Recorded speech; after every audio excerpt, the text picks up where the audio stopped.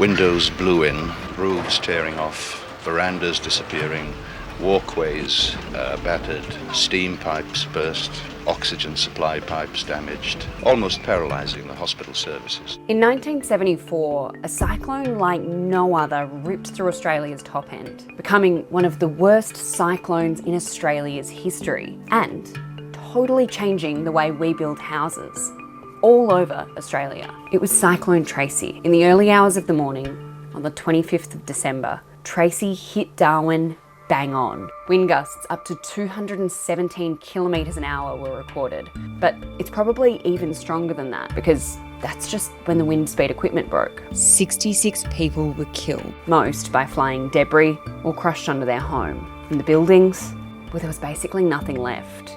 90% of Darwin's houses were unlivable. It resulted in a huge evacuation of the city, with people sent all around the country while their homes were repaired. In the weeks and months after, serious questions were being asked about how so many of Darwin's houses had been destroyed. It's clear that the prevalent method of construction was not suitable for Australians living in a cyclone belt.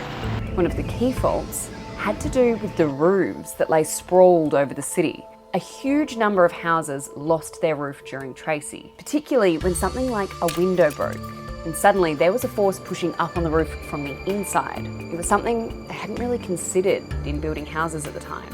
And that set off this chain reaction. They lose their roofs, they crash into the next row, they lose their roofs. You get this snowball of debris. What happened in Darwin that day led to an overhaul of the way houses were built in Darwin, and eventually everywhere around Australia. And while a lot of the stuff is kind of technical, some of the changes were actually really simple, like using screws instead of nails in the roof. In the past, everything had been nailed together and so that they could be pulled out by the wind, whereas screws lock themselves into the timber and are much, much harder to pull out. To hear more about this story and the other ways natural disasters have changed the Australia we know today, look for my podcast, The Weather That Changed Us, on the ABC Listen app.